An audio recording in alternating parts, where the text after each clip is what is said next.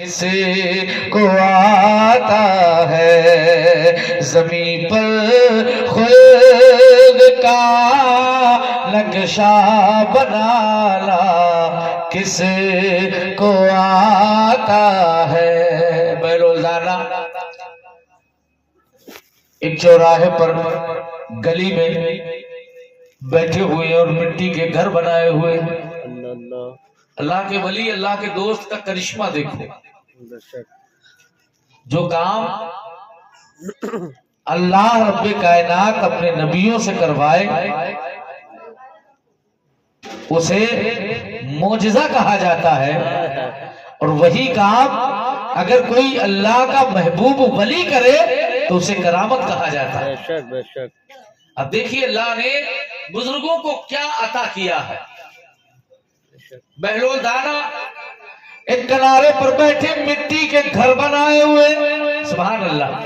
آپ چھوٹے تھے، ہم چھوٹے تھے تو مٹی کے گھر بناتے تھے نہیں بناتے تھے؟ کہیں چولہا بنائے ہیں تو کہیں پلیٹیں بنائے ہیں، یہ تمام چیزیں بنا کے چار بچوں کو اکٹھا کر کے کھیلا کرتے تھے۔ وہ بچپنا یاد آتا ہے جب کھلونے دیکھتے ہیں، ہے نا۔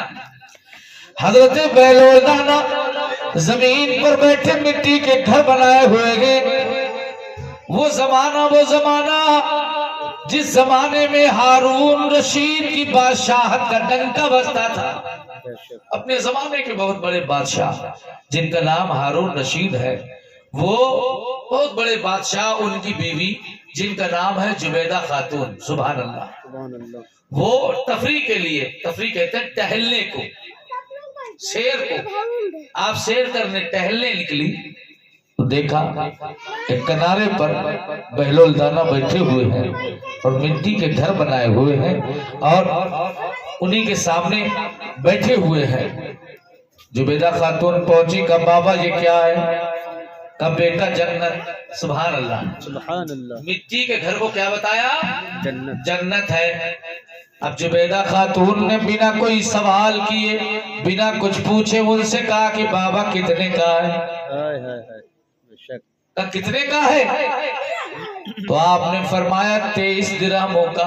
اس وقت درہم چلتے تھے، مثال کے طور پر روپیہ لے لیجئے، کہا 23 روپے کا۔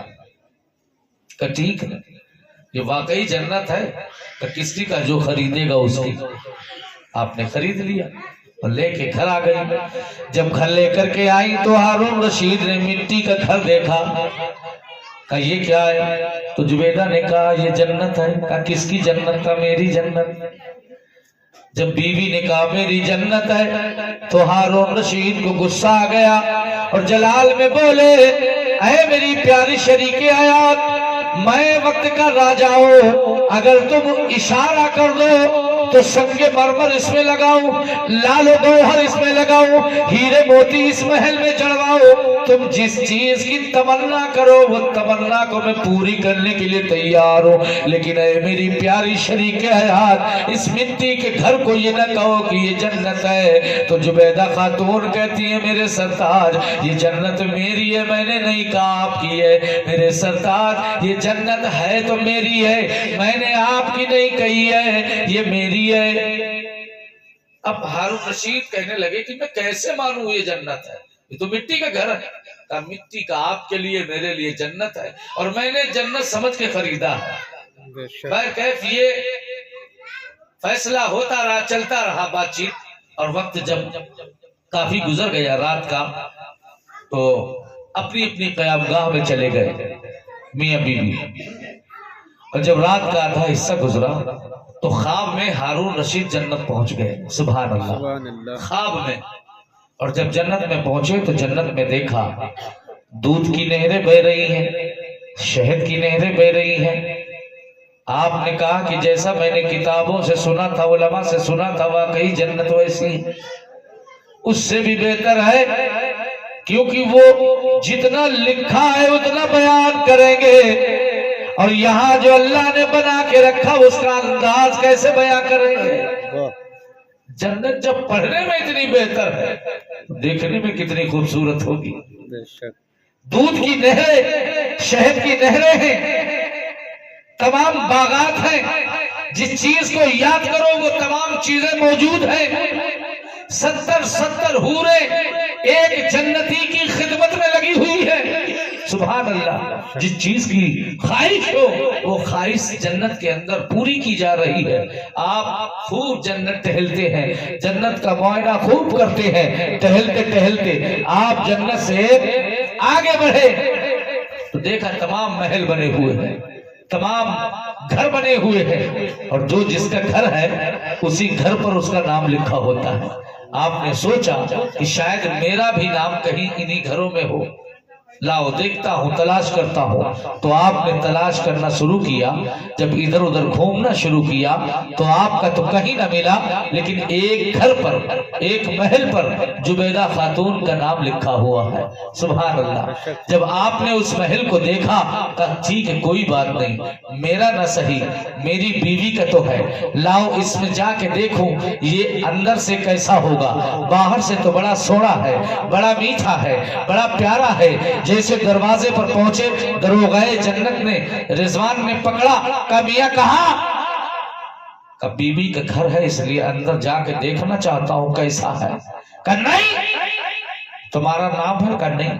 کہا کس کا نام ہے؟ کہا بیوی کا, میری بیوی زبیدہ خاتون کا. کہا میاں یہ تمہاری بادشاہت نہیں ہے, یہ خدا کی جنت ہے. یہاں جس کا نام ہوگا وہی اس کے اندر قدم رکھ سکتا ہے, تم نہیں جا سکتے.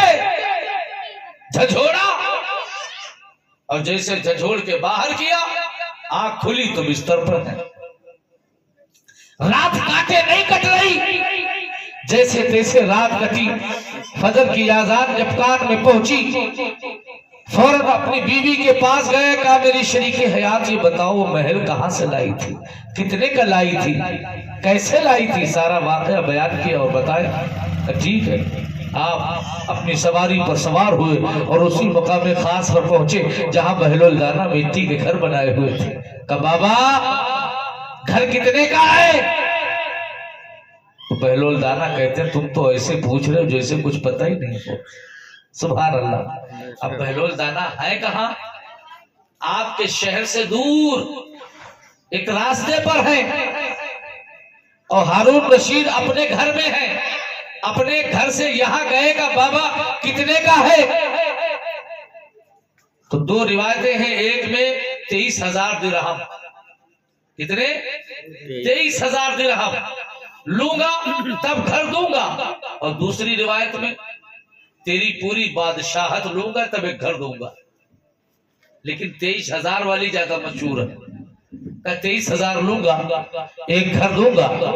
تو بادشاہ بڑے چونک گئے, بابا کل میری بیوی کو تم نے 23 روپے میں دیا, آج 23,000 روپے کہہ رہے ہو, ریٹ اتنی جلدی مہنگا کیسے کر دیا؟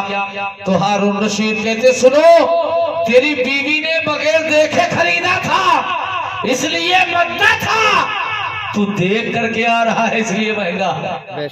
اب تم بتاؤ یہ خدا نہیں ہے نہ خدا کے رسول ہے, بلکہ رسول کے غلام ہے جو حضرت ہارون رشید کے خواب کا ماجرا بنا دیکھے بیان کر رہے ہیں. پتہ یہ چلا جب ان کے گدا بھر دیتے ہیں شاہانے زمانہ کی جھولی, محتاج کا جب یہ عالم ہے تو سرکار کا عالم کیا ہوگا.